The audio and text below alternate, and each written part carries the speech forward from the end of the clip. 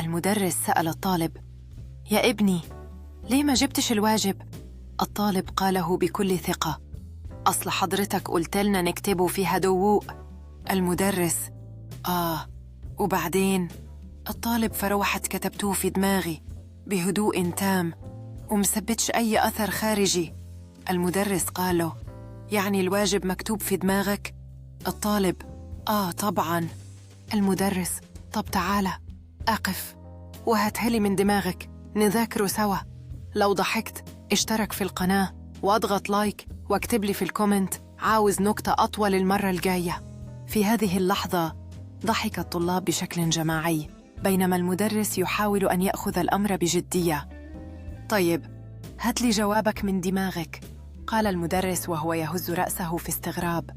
لكن الطالب لم يكن قلقاً، بل كان يبدو مستمتعاً بالتفاعل، غير مدرك لمدى فوضى موقفه.